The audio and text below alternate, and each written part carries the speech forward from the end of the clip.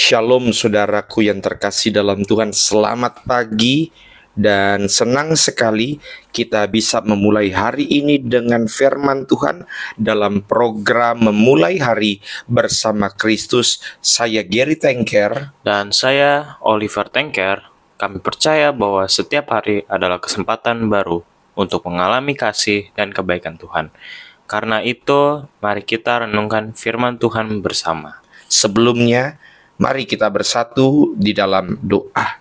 Segala pujian syukur kami naikkan Tuhan kepadamu pagi hari ini.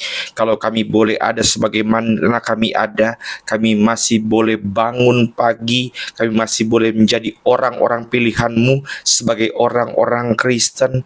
Kami bersyukur karenanya ya Tuhan, dan merupakan sebuah kerinduan bagi setiap kami untuk terus merenungkan bersatu dengan firman-Mu. Kami yakin, kami percaya ada pengajaran yang dahsyat di balik pemberitaan firman-Mu, dan kami mau sambut setiap pengajaran dan pembacaan firman Tuhan dalam nama Tuhan Yesus. Haleluya.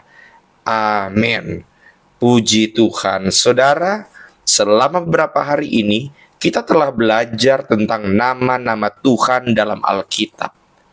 Hari ini kita akan membahas salah satu nama Tuhan yang luar biasa, yaitu El Shaddai. Nama ini pertama kali dinyatakan Tuhan kepada Abraham dalam Kejadian 17 ayat yang ke-1, yang berbunyi, ketika Abram berumur 99 tahun, maka Tuhan menampakkan diri kepada Abram dan berfirman kepadanya, Akulah Allah yang Maha Kuasa, El Shaddai, hiduplah di hadapanku dengan tidak bercelah. Saudara, penting untuk kita memahami mengapa Tuhan pertama kali menyatakan diri sebagai El Shaddai kepada Abram atau Abraham.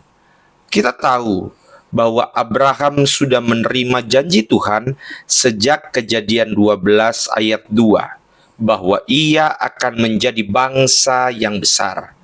Tetapi setelah bertahun-tahun, Abraham dan Sarah masih belum memiliki anak. Benar. Lalu di Kejadian 16, karena merasa janji Tuhan tak kunjung digenapi, Sarah mengambil keputusan manusiawi, memberikan Hagar kepada Abraham. Hasilnya, lahir Ismail. Namun, Tuhan tetap memiliki rencana yang lebih besar dari itu. Ketika Abraham berumur 99 tahun dan Sarah 89 tahun, secara biologis mereka sudah terlalu tua untuk memiliki anak. Tetapi justru pada saat itulah Tuhan menampakkan diri dan berkata, Akulah El Shaddai, hiduplah di hadapanku dengan tidak bercelah. Tuhan ingin Abraham mengerti bahwa Dia bukan hanya Allah yang memberi janji, tetapi juga Allah yang mampu menggenapi janjinya, bahkan di saat manusia sudah tidak mungkin berharap. Dan judul renungan kita pada pagi hari ini adalah El Shaddai, Allah yang Maha Kuasa dan mencukupkan. Ketika Tuhan berkata kepada Abraham, Akulah El Shaddai, Dia sedang mengingatkan bahwa kuasanya tidak dibatasi oleh usia, keadaan, atau keterbatasan manusia.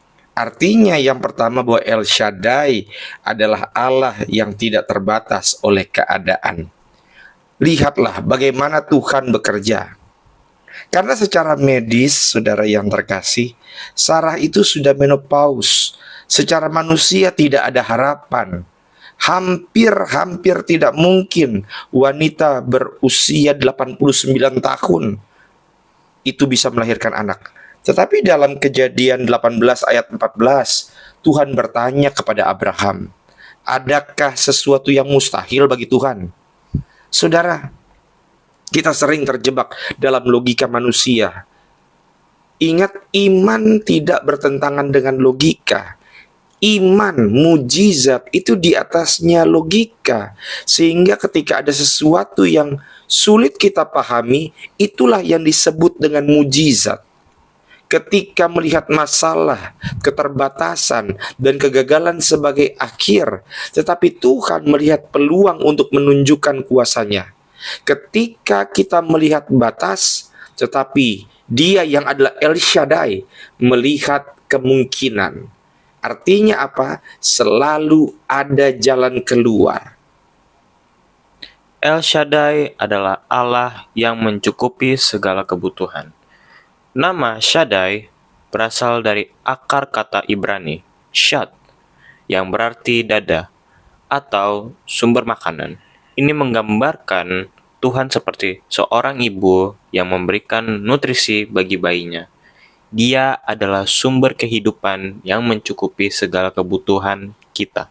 Mazmur 23 ayat 1 berkata, Tuhan adalah gembalaku, takkan kekurangan aku.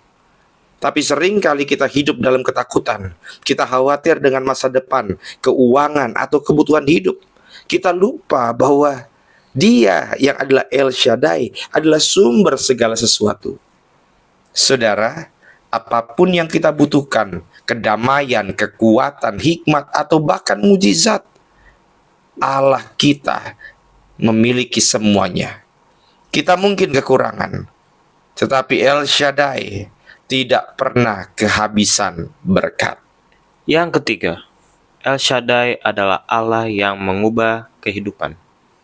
Saat Tuhan menyatakan dirinya sebagai El Shaddai kepada Abraham, Dia langsung mengubah nama Abraham menjadi Abraham dan Sarai menjadi Sarah. Nama Abraham berarti bapa banyak bangsa, dan nama Sarah berarti putri bangsawan. Tuhan tidak hanya memberi janji tetapi juga mengubah identitas mereka supaya mereka hidup sesuai dengan panggilannya. Artinya apa? Mungkin kita juga sering merasa gagal, tidak layak, terjebak dalam dosa, tetapi ketika kita percaya kepada El Shaddai, Dia mengubah kehidupan kita. 2 Korintus 5 ayat 17 berkata, Jadi siapa yang ada di dalam Kristus, ia adalah ciptaan baru. Yang lama sudah berlalu, sesungguhnya yang baru sudah datang. tidak ada hidup yang terlalu hancur untuk dipulihkan oleh Dia, Allah kita, Sang El Shaddai itu. Yang keempat, El Shaddai adalah Allah yang menggenapi janjinya. Ketika Abraham menerima janji Tuhan, dia menunggu 25 tahun sebelum Ishak lahir. Tuhan tidak pernah ingkar, tetapi ada proses yang harus Abraham jalani. Itu sebabnya dalam Bilangan 23 ayat 19 berkata, Allah bukanlah manusia, sehingga ia berdusta, bukan anak manusia, sehingga ia menyesal. Masakan ia berfirman dan tidak melakukannya, atau berbicara dan tidak menepatinya.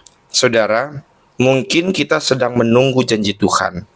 Mungkin kita bertanya-tanya, kapan Tuhan? Mengapa butuh waktu lama? Tetapi percayalah, Dia yang adalah El Shaddai itu tidak pernah terlambat, tidak pernah gagal, dan tidak pernah mengabaikan doa kita. Yang percaya katakan amin. Jika El Shaddai telah berjanji, kita hanya perlu percaya dan menunggu waktunya setiap janji digenapi. Hari ini kita belajar bahwa El Shaddai adalah Allah yang tidak terbatas, mencukupi kebutuhan kita, mengubah hidup kita, dan selalu menepati janjinya.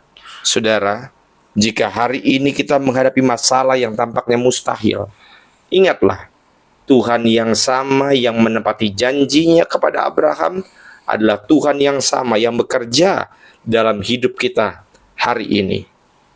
Jadi, mari kita jalani hari ini dengan iman, percaya bahwa El Shaddai cukup untuk hidup kita. Mari kita berdoa. Terima kasih Tuhan Yesus, terima kasih untuk berkat firman-Mu bagi setiap kami pagi hari ini. Kami terima kebenaran Tuhan, kami rasakan kasih-Mu melalui pemberitaan firman Tuhan. Kami percaya setiap kami hari ini dikuatkan dalam menjalani setiap aktivitas kehidupan kami, karena kami tahu bahwa kami tidak mungkin bisa berjalan sendirian tanpa-Mu. Terima kasih Tuhan Yesus, Engkau baik, Engkau luar biasa. Haleluya. Amin. Puji Tuhan, selamat menjalankan aktivitas